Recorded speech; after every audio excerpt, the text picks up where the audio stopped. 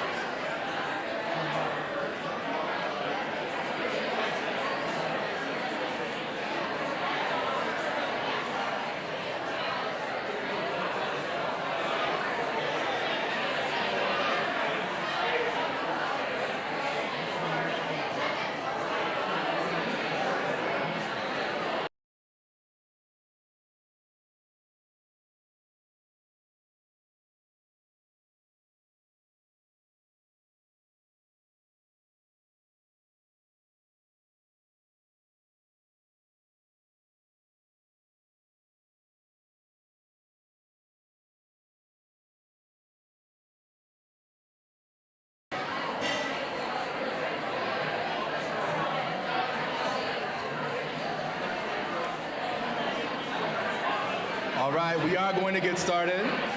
If you would please find a seat if you are able. I know we are running out of seats, but please make your way toward the actual program, and we're going to get started.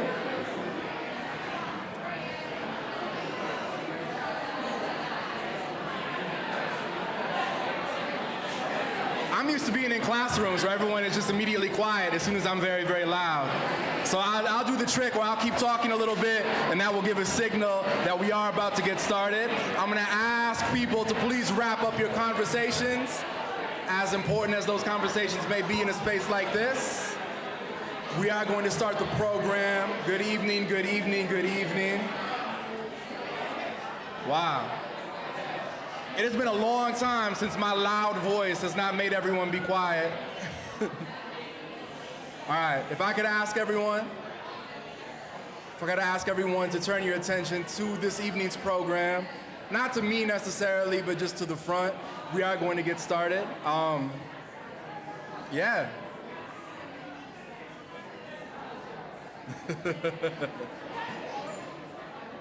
I do the teacher thing where if you can hear my voice, clap once. Yeah? Any other teachers in here? Any tricks that you use? If you can hear my voice, clap twice. That was okay. All right, so good evening, good evening, good evening. Welcome to the Domestic Abuse Project's annual fundraiser. My name is Myhre, also known as Guante, but I have the privilege of first and foremost, thanking you all for being here this evening, showing your support and interest in the Domestic Abuse Project, your investment in them. You are all part of the movement to end domestic violence, and we are honored to have you here. And I really want to affirm that that's not a platitude. It means something that you chose to be here tonight, particularly in a world where it feels like so little is in our control.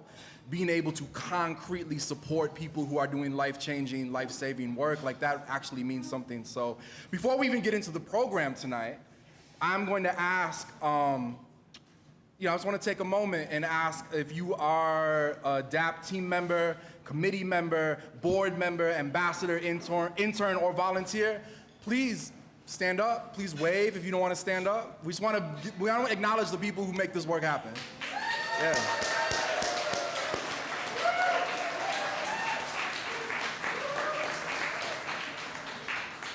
These are the folks who dedicate themselves every day to supporting families struggling with violence in their homes. And again, thank you for that.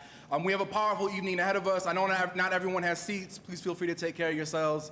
The program isn't super long or anything, but we're going to hear from 3 former participants, Linda Gale, Max, and Kristen. They're going to share their experiences with us.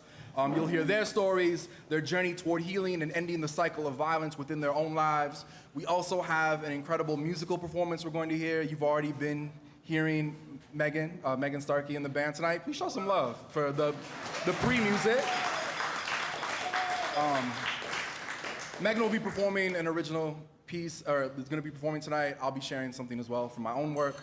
I also want to just affirm before we really get into it that while tonight is about celebrating the power that we all have to make a difference, this stuff can also obviously be very heavy and real. Many of us are here in the room not just because we support this work in an abstract sense, but because violence has affected us, right? Has been part of our growing up, part of our families. So if this evening's program stirs up any difficult emotions for you, there are DAP team members available to connect with you in the back hallway.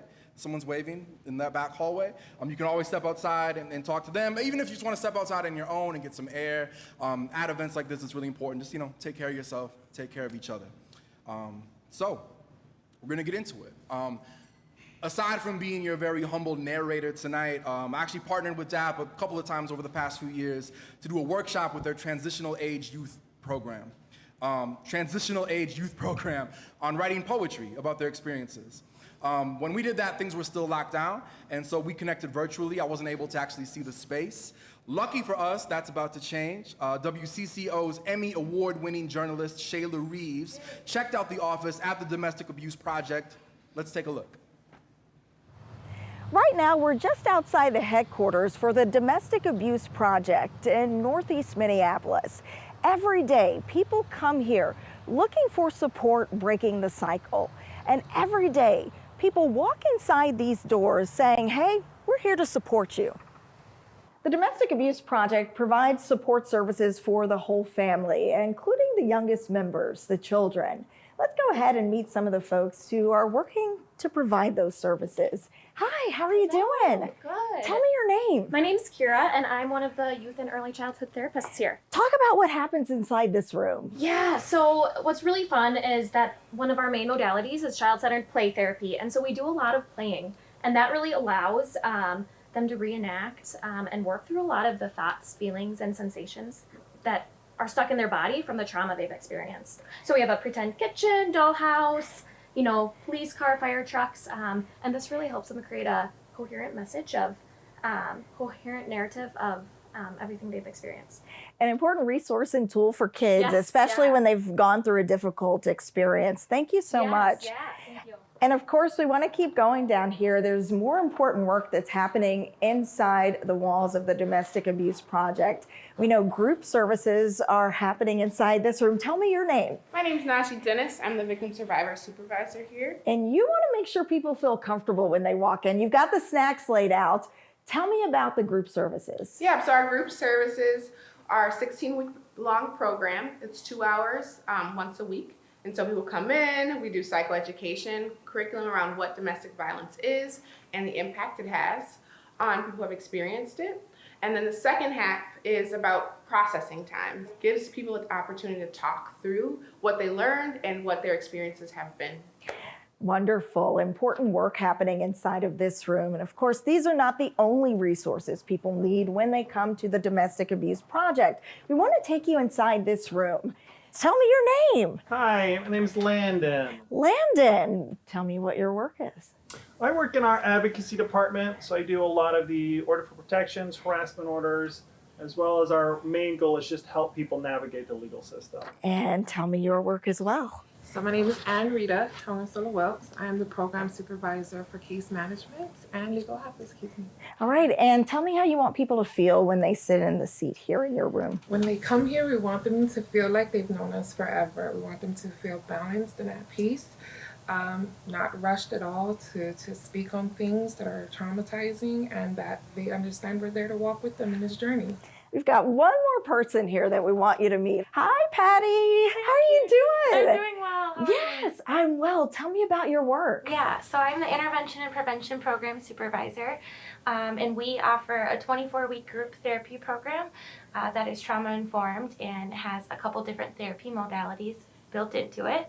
And we've been doing that program since we opened, so there's a lot of history and a lot of knowledge.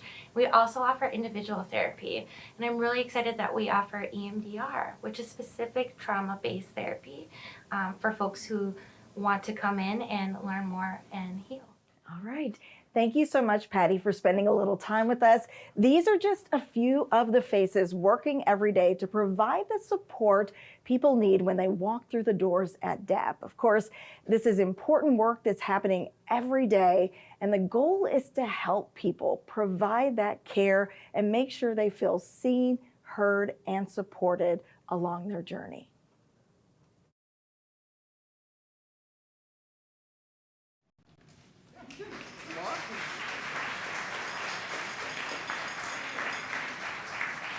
Yeah, and this is, incredible and inspiring to see what a healing space can look like and to hear directly from the DAP team about what they do to support families in our community. Another person who supports families in our community to keep things moving here is the one and only Senator Amy Klobuchar. The senator has spent much of her career championing laws and supporting the movement to end domestic violence in Minnesota and in our country. Senator Klobuchar was unable to make it tonight, but she was kind enough to share a few words about DAP's importance in the community. Hello to everyone attending the Domestic Abuse Project annual fundraising event. As we all know, October is Domestic Violence Awareness Month. And I'd like to thank all the board members, staff, donors, volunteers, and community members gathered today to do incredible work to break the cycle of domestic violence. I'd also like to recognize your Executive Director, Myhre Tran, for making tonight possible. Thank you for your leadership. Since 1979, the Domestic Abuse Project has been supporting victims of domestic violence. In the decades since, you have done so much to protect our state. You've provided many services, including crisis response, therapy, and case management for those escaping abusive situations. And you've educated the greater community about domestic violence prevention services. You are all gathered today because of your relentless efforts to create a world free of domestic violence. As you know, I've been focused on this since my time as Hennepin County Attorney. I've fought for improved services for victims and new approaches to protecting the kids caught in the middle. One of the cases I will never forget involved just that issue, kids. My office prosecuted a really gruesome case of a woman from Eden Prairie. She was a Russian immigrant. Her husband was a Russian immigrant. They didn't have many friends in the community. She was isolated. She was a victim of domestic violence for many, many years. And one day this man killed his wife and actually dismembered her. And the relatives came in from Russia. They had no friends. He was, of course, in prison. He had actually confessed to the crime. And they had a little daughter. And then they really had no one else in our state to be there except for me and my victim witness advocate from our domestic abuse center. So there we were, and the grandparents had come from Russia, and then it turned out the mom who had been killed had an identical twin sister who lived in Russia. So it was a very sad funeral. But at the end, they told me a story that made me even sadder. And it was about when the little 4-year-old daughter had been at the airport to greet her grandparents from Russia and to greet her aunt, the identical twin aunt. Well, she'd never seen her aunt. And she ran down the hall of that airport, ran to the gate, hugged that sister, and said, "Mommy, Mommy, Mommy." She thought it was her mom, that her mom was back. It makes you think about how domestic violence is, yes, about horrendous crime against the victim. But there are other victims. There are the kids. There's the family. There's the entire community. Change starts when people organize, when they put the services out there, when the cases are prosecuted, when there's accountability, when we admit there's a problem. We know there is still more work to do.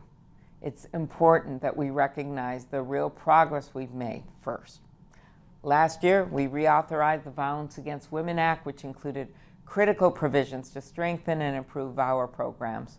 You think back to Paul and Shayla and the work they did with President Biden and others at the beginning of the domestic violence bill.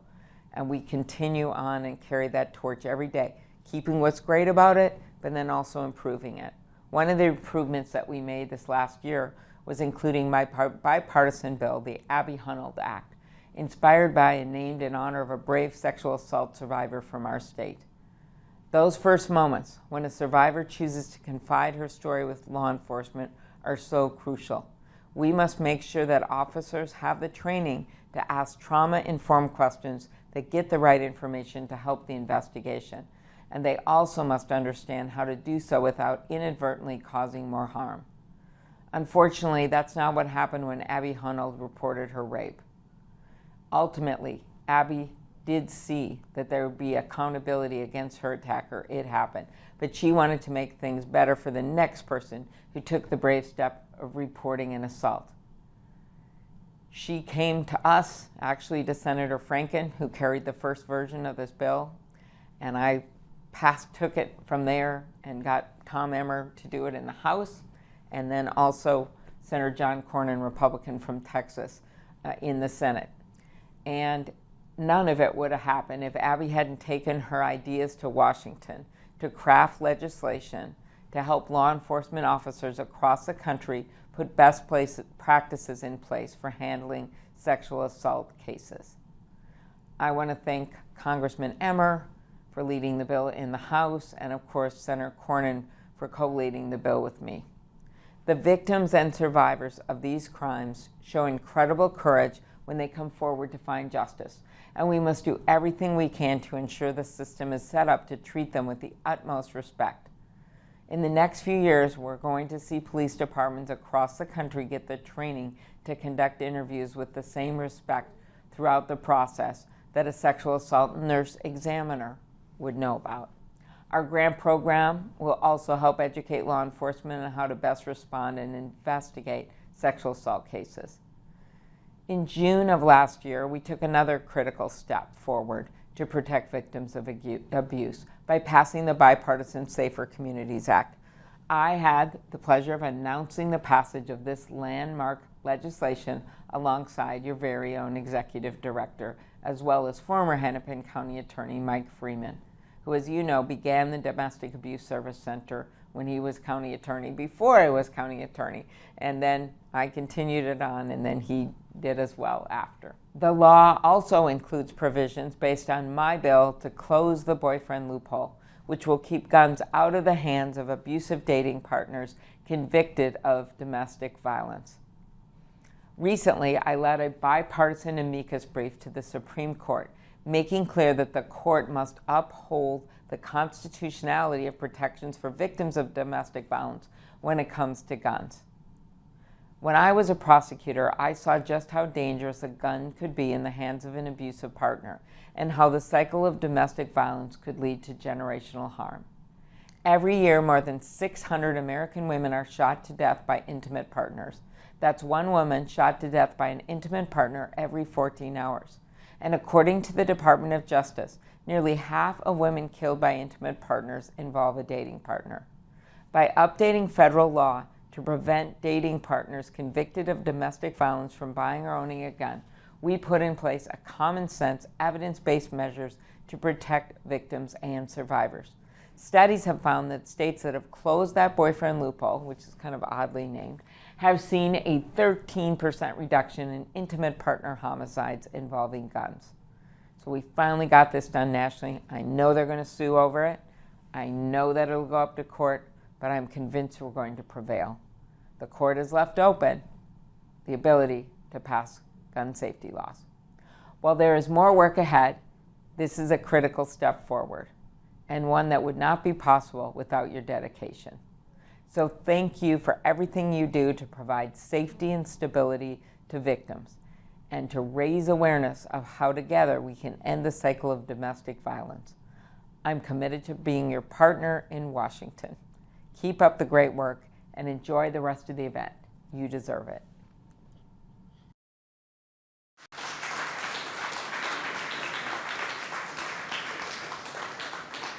So I heard something in that, you know, we can thank Senator Klobuchar, other elected leaders who work on these issues. We can thank the elected leaders who are in the room right now. I won't make you stand up. But, you know, I think something important in that is that change can really be driven by survivors and by community, by the people, right? And let's not forget the reason why this event is even happening tonight. Yes, we are acknowledging the importance of the issues. Yes, we are celebrating the folks doing the work. And we are also raising funds, right, to put an end to the cycle of violence in our community. Money is not all that is needed to do that work, but financial contributions absolutely do help build a foundation for that work. And I think in a really concrete, meaningful, real sense. So giving tonight could not be easier at any point tonight. If something moves you, if you feel called to support this organization, you can text HEALING 2023 to 53555. It's probably in your program, right? HEALING 2023 to 53555, or scan the QR code on the program. If you're not a big tech person, I would imagine they would not turn down a check or a big burlap sack full of cash. But in whatever way you can support, there will also be a last call on the silent auction in a little bit. You can support in that way too. So let's see, let's keep things moving. DAP always says that they could never do this work alone. That is true when it comes to serving their community, and it's true with putting on an event like this. So to thank some really generous sponsors this year that helped make tonight possible, we want to shout out Toyin' Around, Gustafson Glick, Ever Eve, Western National, Dave Murphy and Kelly Vosberg, Polad Companies, Love Conquers Violence, Perkins Foundation, Heather and John Ellis, Indeed Brewing, and Smack Shack. And to share why they give, we're going to take a quick moment to hear from our presenting sponsor, Toyin' Around's president, Dan Bowling.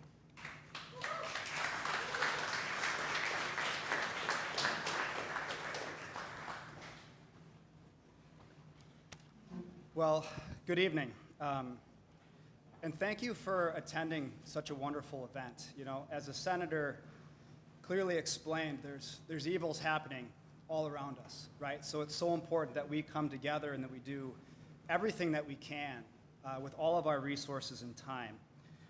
I'm Dan Bowling, the president of Toying Around, and I'm just thrilled to be here.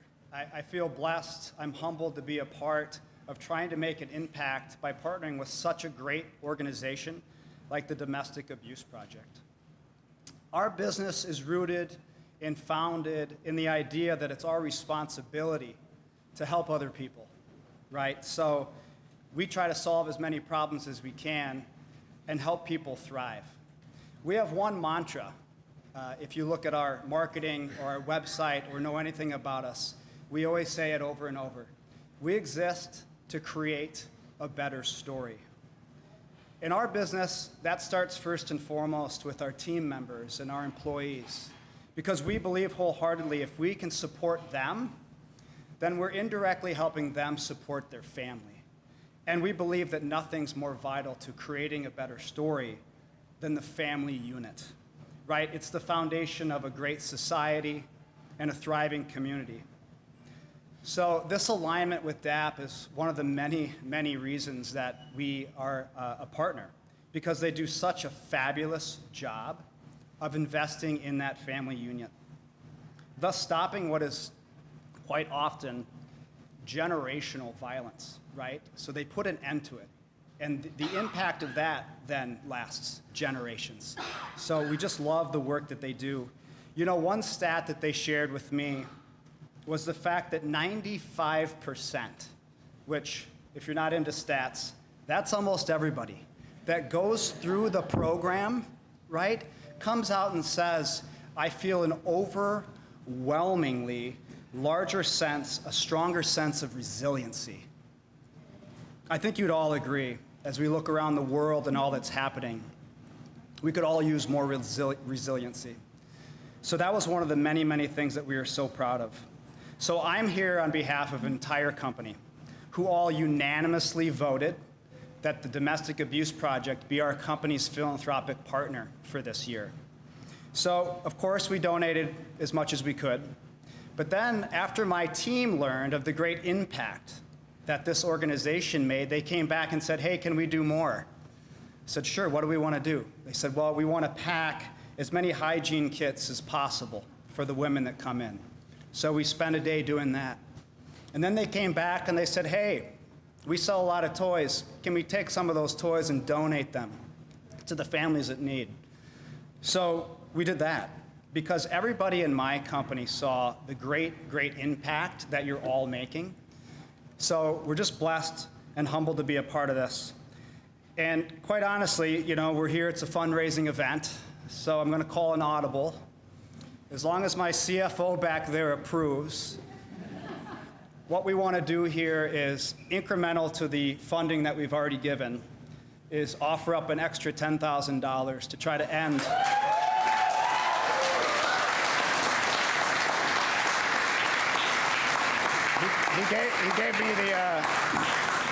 He gave me the thumbs up. So we're going to do all we can do as a gesture to invite you in to do all that you can do, because I'm sure you watched what I just watched, and there's more that we can do, and there's more that we should do. So God bless you all, and thanks for being here tonight.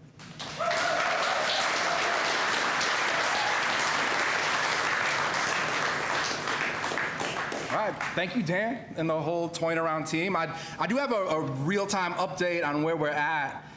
I mean, I won't even incorporate that math, but out of a $185,000 goal, right? What about 155,000? Yeah. Oh, well now 165, right?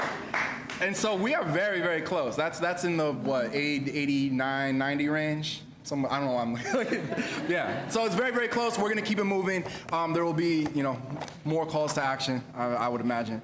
But yeah, thank you for that.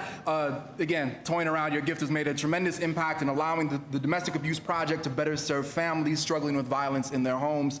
Up next, we have a performance.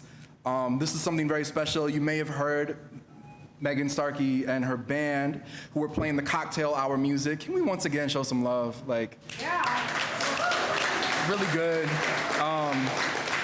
And I will tell you a little bit more about Megan before she sings for us. Megan is a survivor of domestic violence. She went through the therapy program at DAP and has been connected to the organization ever since. This is her third time supporting DAP's fundraiser by sharing her music, and tonight she's going to present one of her original songs for us. Please make some noise. Welcome back to the stage, Megan.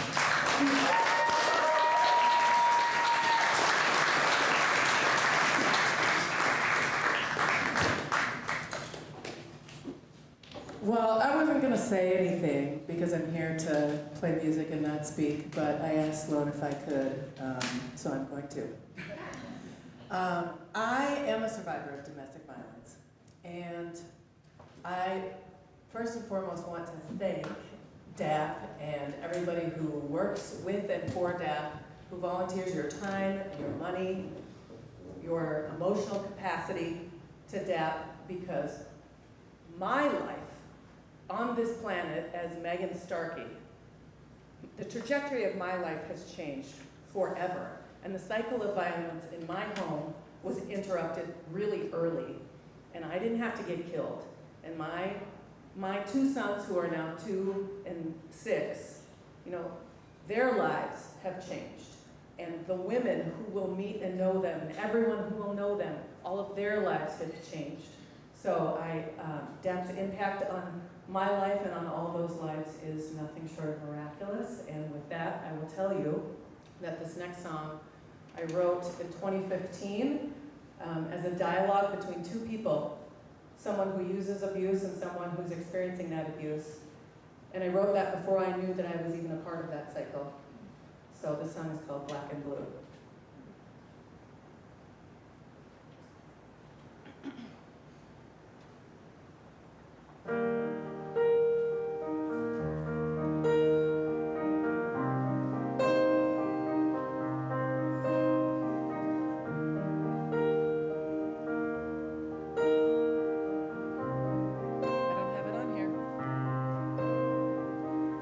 I don't wanna love you, but I'll stay anyway.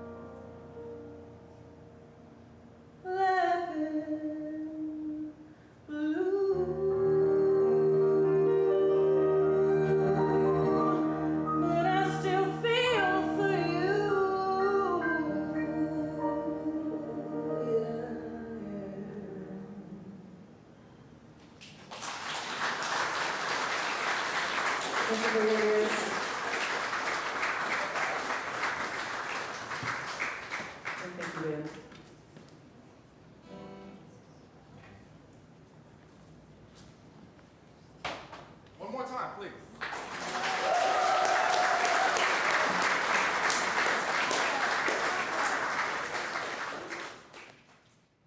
Yeah, that was beautiful. And I think, you know, as someone who works with young people in like arts programs, one of the things we talk about a lot is one of the most powerful functions of art is when you tell your story, you don't have to have all the answers, it doesn't have to be prescriptive, but the act of telling your story, someone in the audience is gonna get something out of that, and we don't always see how that works, but it definitely works, and so again, thank you.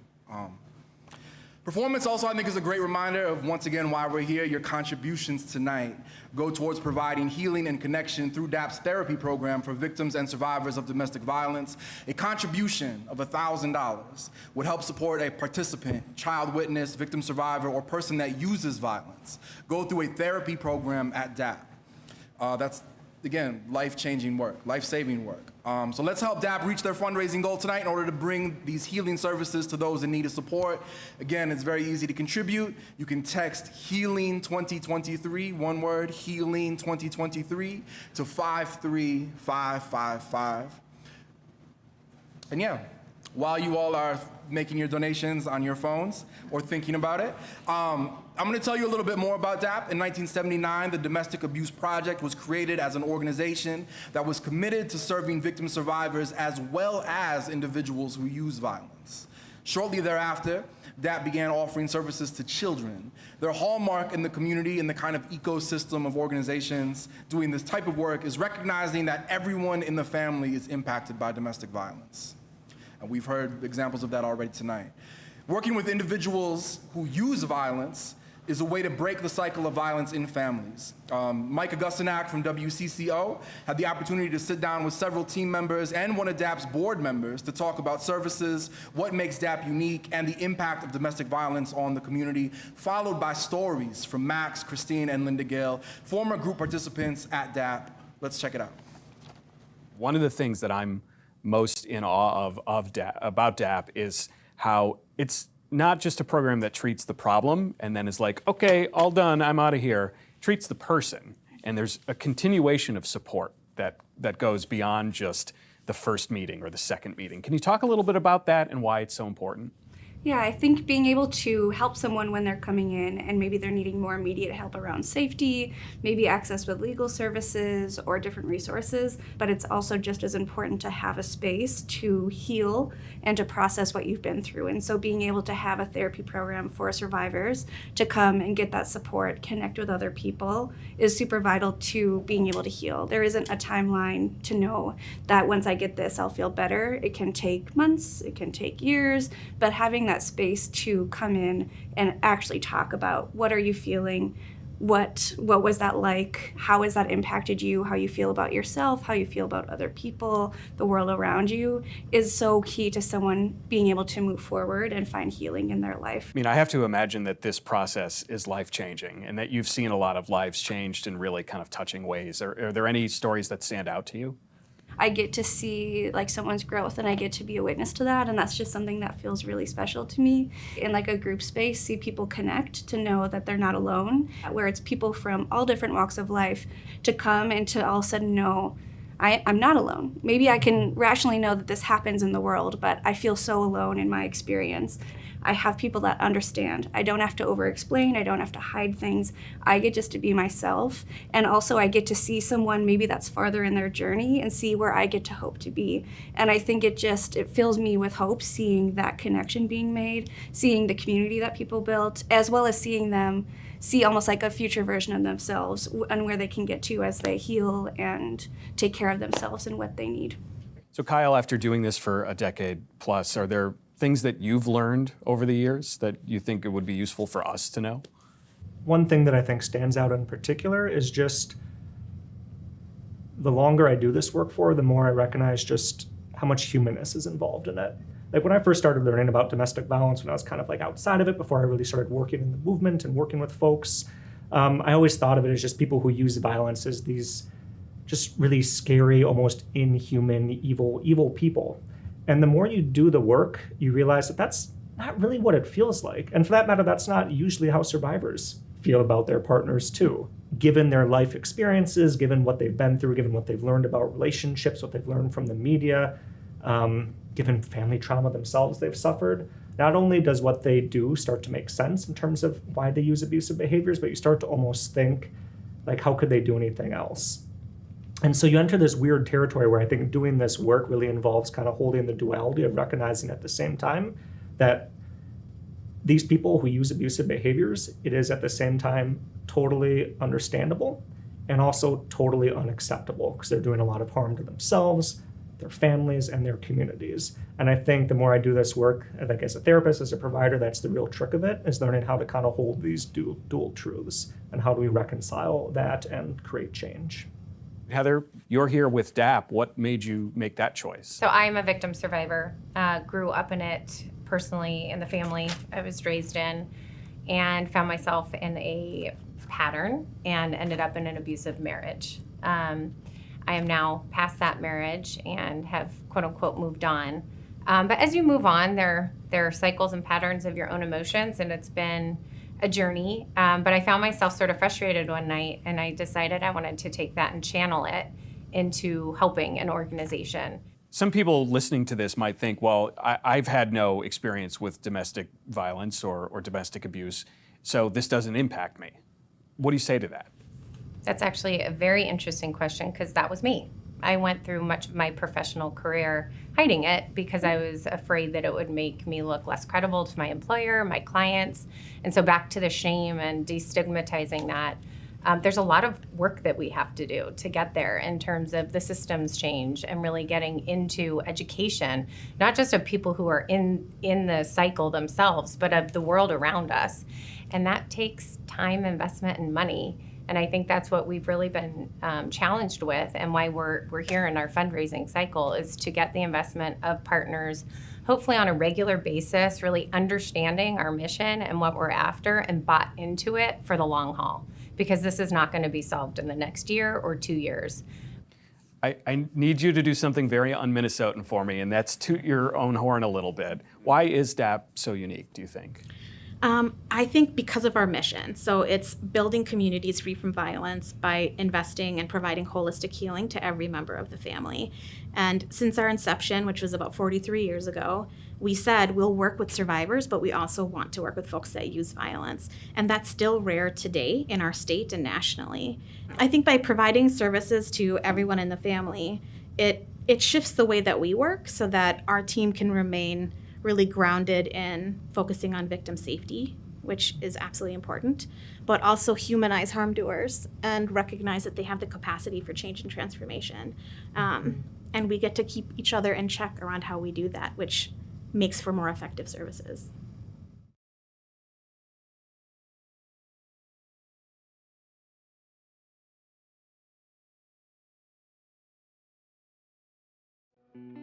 The impact that DAP has made on my life, it reminds me that I'm worthy and that I'm not the piece of shit that he thinks I am. That I have worth. They break you down mentally before they break you down physically. My journey through life has really been filled with violence from the time I was a child. My mother was physically and emotionally abusive. When your parents love you, and they told me over and over, nobody will ever love you like your mother, you begin to equate violence with love. DAP taught me what is anxiety, what is depression, what is sadness, what is anger. It was always every negative emotion ended up being suppressed and then coming out as anger. And I was able to learn that there's a range of emotions and process them, not just, I feel bad, let's change it, it's why. I started feeling safe enough to discuss real issues that was going on, and being able to open up more allowed me to listen and learn. So it became like one of those, man, I can't wait until, the next session. A setting where you can come and you can talk about some of the horrific things that you've done and not be judged. Not only not be judged, but, have somebody that wants to help you. Every single one of us is touched by violence. We may have seen it in our communities, we may have seen it in our homes, with friends and loved ones. Some of us may have also experienced it. There's just not enough of that kind of therapy for people that need it. I come from a volatile childhood, and I'm sure other people do too. And you think that that's normal, and it's not normal. It's not normal to get knocked down the stairs and beat up when you're 4 years old. My life was a mess. I was in a therapist's office looking for answers to the mess that I felt I had created. And she pulled out the information for DAP. It changed my life. We've come to this idea of what a victim looks like, not understanding that there really isn't a face to a victim. A victim is a victim. Since I came to DAP, I have been able to achieve consistency. DAP was one of the first things that I've done without quitting. I always say the biggest accomplishment is winning. It ain't much visitations, but it's something with my child. I'm doing music now, my podcast that I've been working on, and makes me feel like I can accomplish anything pretty much. DAP is giving me tools to see what's going on and to not be so invested in that and invest in myself. Now I'm a union carpenter, I'm reliable at work, and also I have a relationship I'm fostering, I'm taking care of. That was never able to do that. DAP stays focused on service, and that focus comes from listening to the community. I actually have a future, like I can actually see myself 5 years from now. The podcast is centered around teaching people about my culture. This is learned behavior. Like, people don't understand what learned behavior is. We're not born evil, we're not born mad. This is something that you gather along the way, you learn along the way. I know there's millions of people out there just like me. Take just me and my wife, for instance. What if we did have a kid? That kid's just gonna emulate behavior. I'm speaking from experience. I didn't know how to process my emotion, and that's a terrible way to live. So yeah, DAP is really, really important to kind of help people like me. You not only changed my life, but you have changed my children's lives. Even if they found themselves in abusive relationships, they got out, and I think that they saw the change within our family and knew it was no longer acceptable. Every dollar ripples really through the community. The dollars that were invested in me rippled through my kids' lives and my grandchildren's lives. That's very empowering.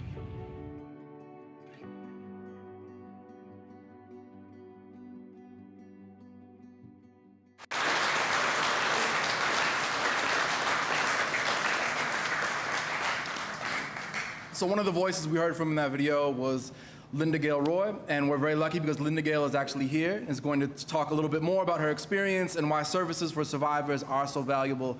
Please welcome Linda Gale to the stage.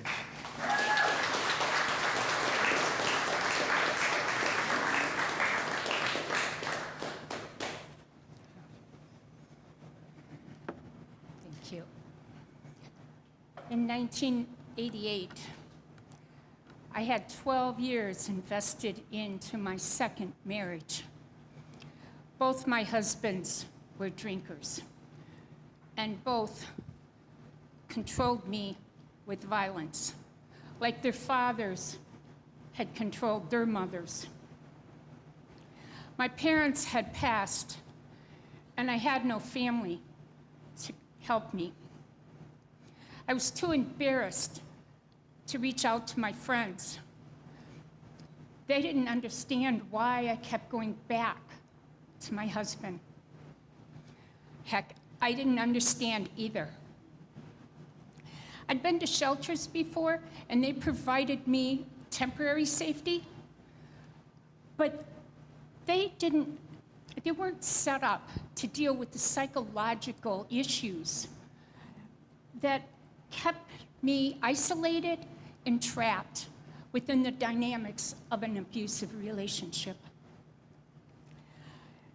In my DAP class, they gave a handout of the 3 stages of domestic abuse, illustrated by a steep hill. I related. Getting up the hill was the tension side, where I walked on eggshells. I thought twice before I spoke, never knowing what was going to be the match that lit the fuse to the explosion at the top of the hill. The violence usually only lasted seconds, but the after effects, well, they stuck around. Going downhill was the honeymoon, where my husband sincerely apologized. He told me how much he loved me, and he promised it was never going to happen again. I wanted to believe him. I did believe him.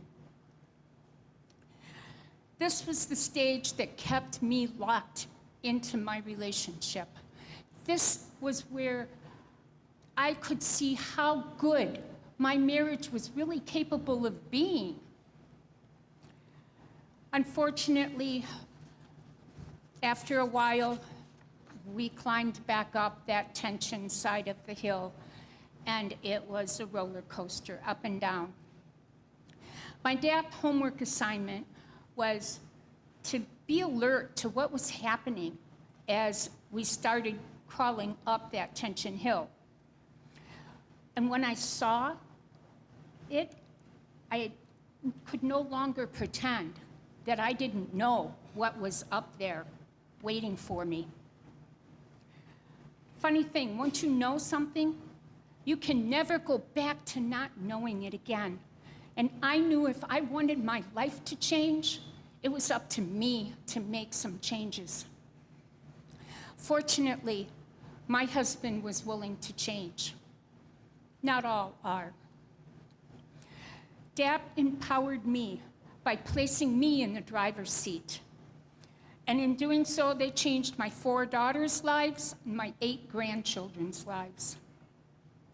As you consider your donation today, think about how change works, how changing one person's life can resonate and change their children and grandchildren, their friends, their siblings, and sometimes the very person who is perpetrating the violence. Your contribution today lets DAP know that you place value on the work that these everyday heroes do in our community, in our homes. Please consider a monthly contribution so DAP has a steady source of funding and never has to say no to someone like me. Every dollar you invest in DAP is an agent of change.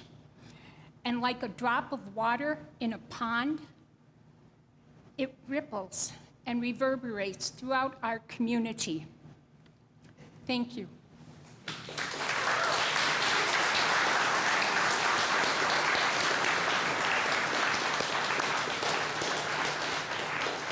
Fine. I can just very gently. Thank you so much to Linda Gale. Actually, Christine and Max are also here. If you choose to, if you want to stand up and wave, we can show some love. You don't have to, though.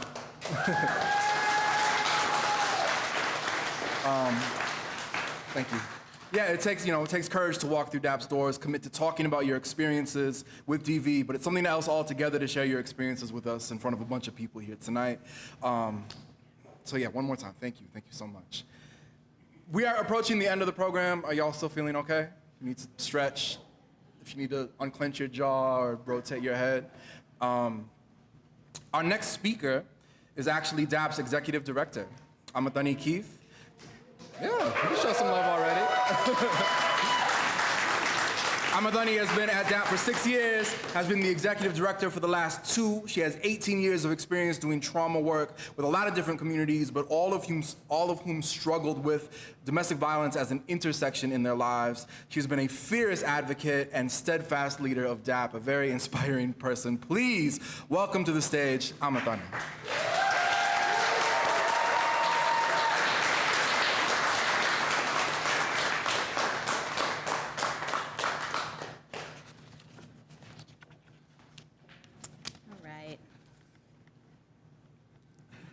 Sorry, I'm so short. All right, thank you so much for being here tonight. We're here tonight to raise awareness about domestic violence, and through that, raise funds to support our work at DAP. This is a celebration of who we are, of how far we've come, and to celebrate the amazing people that walk through our doors every day to do one of the hardest things imaginable. For some, it's to choose healing and to traverse through their darkest moments. For others, it's to be accountable for the harm that they've caused and to engage in healing around the harm that they themselves have experienced.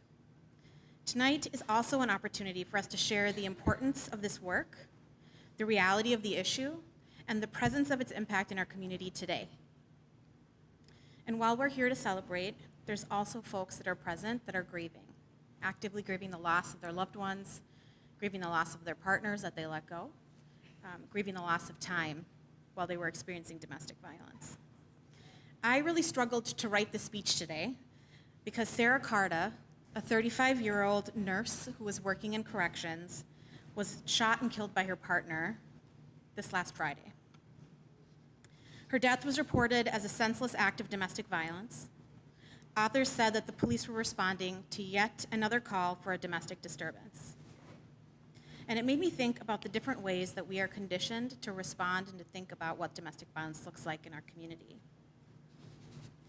What if instead the title was Young Woman Brutally Shot and Killed by Her Husband After Attempting to Flee on Numerous Occasions? Or Registered Corrections Nurse Shot and Killed in her home after multiple attempts to get support in ending the violence?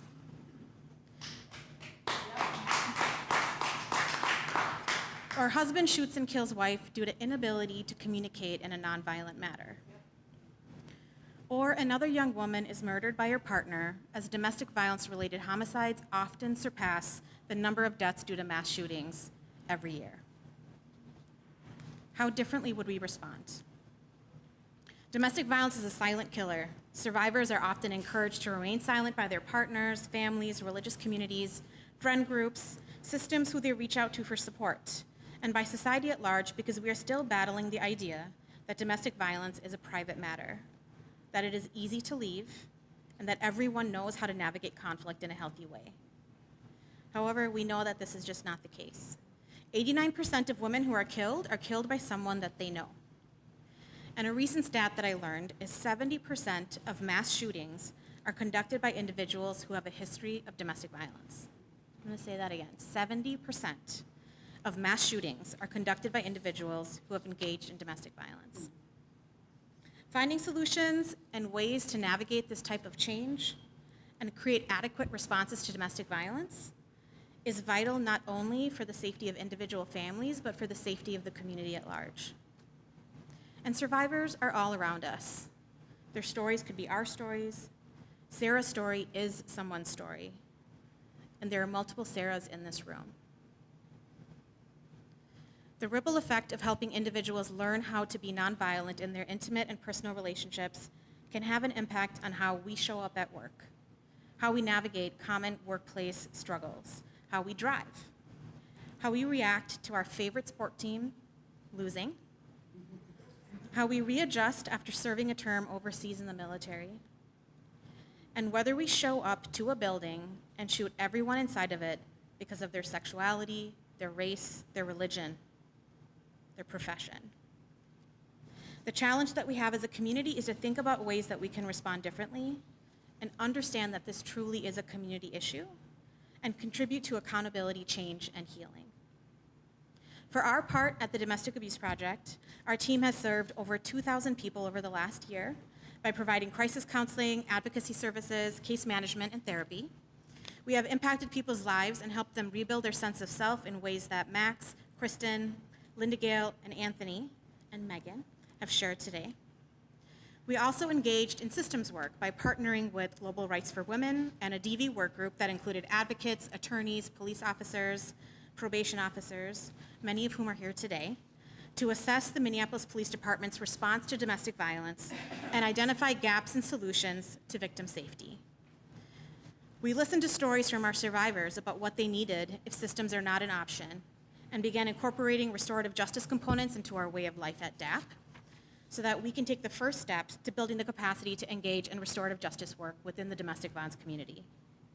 And we also continue to do our own work to build our awareness around ways that we can unknowingly engage in harm as a systems provider in order to create more equitable and accessible pathways for safety for both survivors and folks that use harm. One such project was building a new partnership with the Domestic Abuse Service Center. Some of our partners are here today. And having an intervention and prevention specialist on staff to help folks using violence both understand and follow through with court mandates. I think it's an assumption that when you go to court, you understand what the process is, and it is confusing for many of us that have done advocacy work for a long, long time. One of the most important things that we did this last year was invest in the sustainability of our team. We conducted a pay analysis, and our team has been vastly underpaid for a very long time because the folks that do this work do it because it's a passion place for them, not because it's a way to get rich. You're not going to do that in a nonprofit world. But we did a pay analysis, and we were able to increase our staff's salary for everyone that was providing direct services to our clients.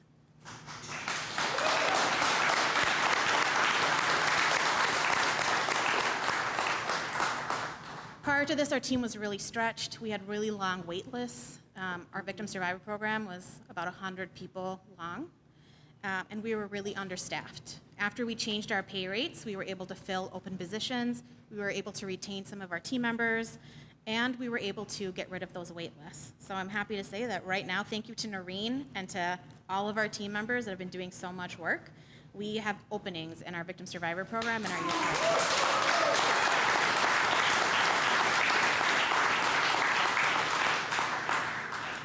So while this work is hard and unforgiving and relentless, I am really grateful to have my colleagues at DAP to do this work with. I am very, very grateful for my leadership team. Without you, I would be like a brown and blue puddle on the ground. To the DAP crew, you all are passionate, fierce, and deeply caring people. Thank you so much for doing the work the way that you do. To the EDs that came before me and are here today, to my mentors, and to the board, thank you so much for your partnership. And to each of you here tonight, thank you for being here, for hearing our stories, and for supporting us in doing this work. We've come a long way. DAP has been around for 44 years. I was wrong in that video. We are experts in this field, but we cannot keep doing this work without your support. So I know that everything I share today reminds us that there is darkness in this world and so much more to do. But I absolutely have hope. I really do. I want to honor the life of Sarah Carta, who died at 35, despite her desire to live. And I want to recognize that support and services, which are simple to offer, are absolutely vital to helping the Linda Gales, the Kristens, the Megans, the Maxes, and the Anthonys live a long and prosperous life. Thank you.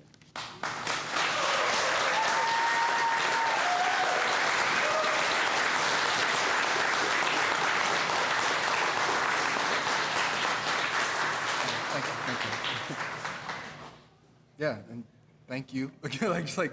Yeah, that's incredible to hear. Thank you to,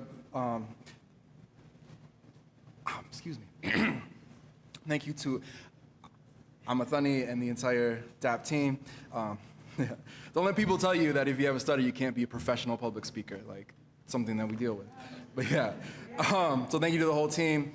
So to keep the doors open and the healing going, to truly break the cycle of violence in our community, DAP needs your support to make that happen. I'm gonna bring up our final speaker of the evening, Myhre Tran. Myhre has been on the board of directors at DAP for the last 3 years, serves on DAP's Executive and Advancement Committee, and is currently the co-chair of the Minneapolis Community Commission on Police Oversight. Please welcome Myhre to the stage.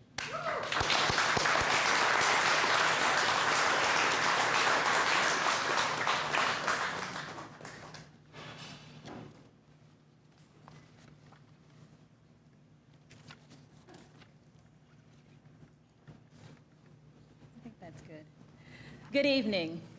I am Myhre Tran, and I'm a donor and a member of the board of directors of DAP. Just like you, I have been moved tonight by the stories of people that have been impacted by domestic violence and have had the opportunity to engage in healing at the Domestic Abuse Project. Of course, we ask you here tonight to join us to help raise funds to support our programs and participants in creating opportunities for change. As you heard from everyone tonight, DAP is unique because it provides care for the whole family, and it's your support of the Domestic Abuse Project that makes it possible to end this cycle of violence. I believe, and I hope that you believe, and will join me tonight while we focus on the Domestic Abuse Project, because it's working with families. And the impact is not just on families, but on communities as well. I hope that tonight you have heard why it's so important to contribute to the Domestic Abuse Project. So my reason for giving is because I have a passion for making the lives of women and children better. In the case of DAP, the organization provides resources to build communities for all, free of violence. It's this all-inclusive approach that I most appreciate. Not only does DAP work to provide a safety plan for victim survivors, but DAP also works to provide those who use violence with a better way to behave. And also it helps those family members that are affected by this use of violence.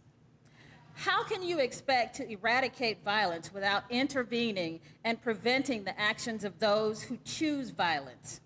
How can we expect the victim survivors to lead full and productive lives without helping them to heal from the issues that violence may have caused, like depression, thoughts of suicide, or PTSD? DAP takes the whole individual and their community into consideration when providing services. So one might think that they haven't been affected by domestic violence, but the fact of the matter is that we all have.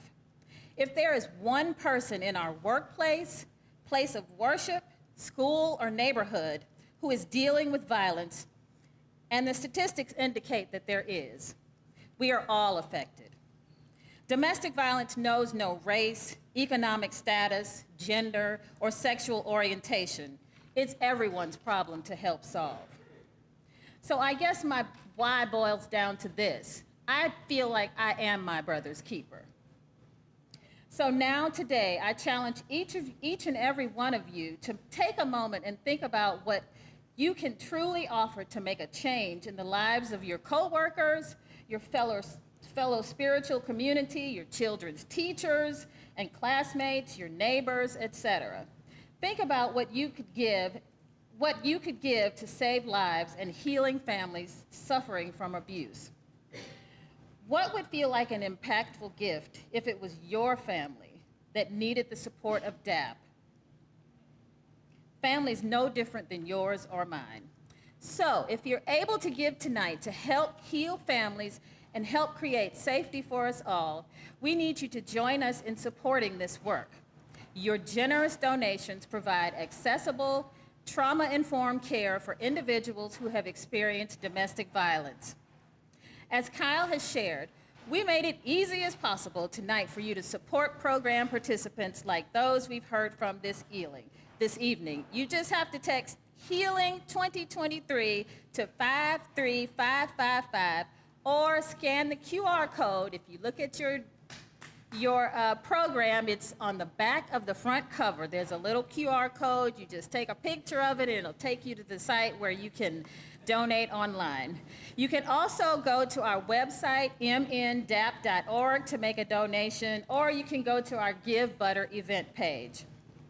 If you're interested in donating stock, utilizing a donor-advised fund, or connecting us with your company for corporate matches, please visit our website. Again, it's www.mndap.org/donate to learn more about how to utilize those donor options.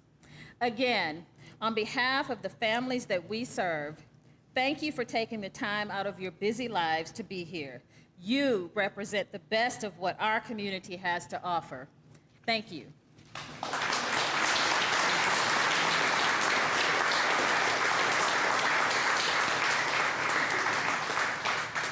Yeah, thank you. Thank you to the whole board as well. So we're going to do some final thank yous. We're going to talk about the auction in a quick second. Before we actually wrap up, I'm going to share a short poem. It's short. I know some of you have been standing for a long time. Thank you so much for your patience.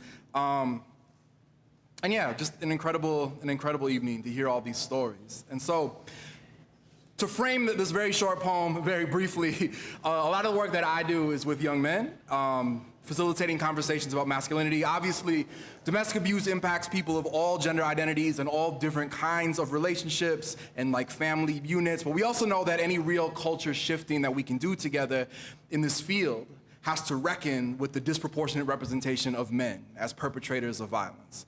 And even beyond that, I think one thing we talk about in the poetry community is how it generally isn't effective to stand up in front of people and like talk about all those bad people over there.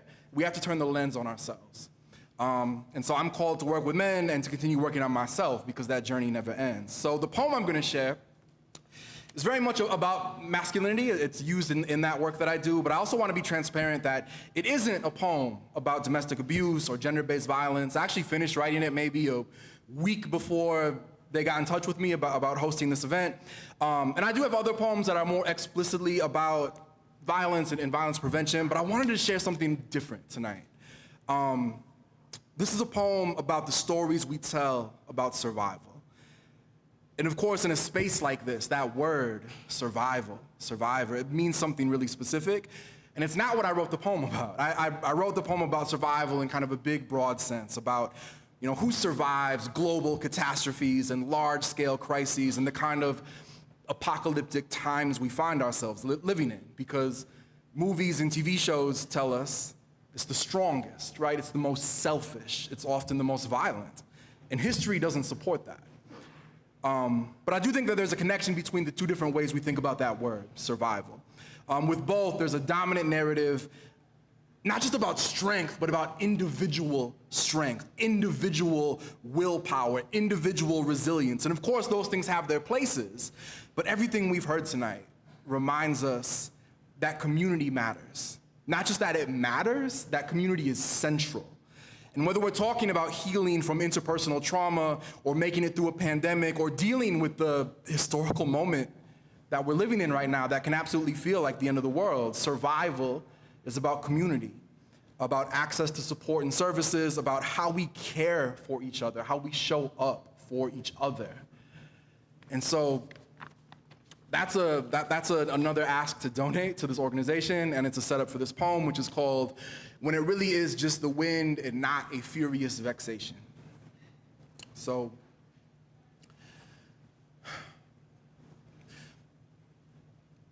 the year I was born, the Soviet Union's early warning radar system malfunctioned, reporting 5 intercontinental ballistic missiles in flight, a preemptive nuclear strike. You may have heard this story, how a single lieutenant colonel dismissed the signal as the false alarm that it was, but I mean, had he made a different call in that moment, had he seen those 5 ghost fingers as a fist, a mushroom cloud, the most dangerous cliche, I hold it in my hands on my 40th birthday and it becomes a bouquet. 1,000 stems leading to 1,000 worlds in which cooler heads did not prevail, to 1,000 alternate universe versions of me, born in the year of the apocalypse. I see myself dead via radiation poisoning, dead via the shutdown of the supply chain, the failure of the water system, the reemergence of previously preventable diseases, dead in such manly ways, like an unlucky fall in a fist fight over nothing, like a scratch that got infected after being ignored. I pluck petals, looking for a version of me who survives, trying to find that, you know, leather jacket, black motorcycle, katana strapped to my back version, that warrior poet, lone vessel of vengeance, keeping the wasteland's unending tide of razor-clawed mutants at bay version. All these dead worlds, and he isn't out there. All these visions of who I could have been, and not a single hero, folk, super, anti, or otherwise. In one life, I wore a suit of armor and drowned in the river. In one life, I hoarded food and choked on it. In one life, the basement was so full of boxes of bullets, a tornado came, and I had nowhere to go, no shelter. I emptied clip after clip into the wind. All these dead worlds, and we tell the same stories. Which is not to say that in all these alternate universes that I never survive. Just that my survival and every reality where it is possible never belongs to me. I see myself 40. Not a dual-wielding bandit warlord, just some guy sitting in another endless community meeting, because how many of our ancestors have already taught us, even after the world ends, there is work to do. I see myself in the work. Not the leader, not a lone wolf, just another part of the pack, because in every universe in which I am alive, it is because of other people, and I don't always like them, but I love them. In every universe in which I am alive, it is less because I could fight and more because I could forgive, because I could apologize, because I could cooperate, because I could dance, because I could grow pumpkins in my backyard and leave them on my neighbor's doorstep asking for nothing in return. In every universe in which I am alive, I'm holding a first aid kit, a solar panel, a sleeping cat, never a rusty battle axe or a rocket launcher. Yeah, maybe sometimes a chainsaw, but only for firewood. I'm holding a cooking pot, a teddy bear, a photo album, a basketball, a bouquet of flowers. Survival is not a fortress. It is a garden. Survival is not a siren. It is a symphony. And yes, we fight for it sometimes, of course. But survival is not the fight. It is the healing after.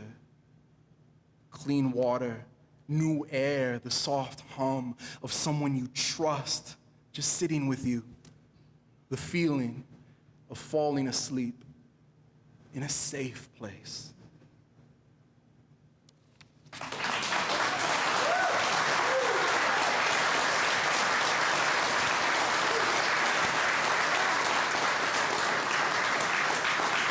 And so, yeah, thank you. It's very humbling, and I'm honored to share that little bit of tonight. Thank you all for your time, your energy, your financial support.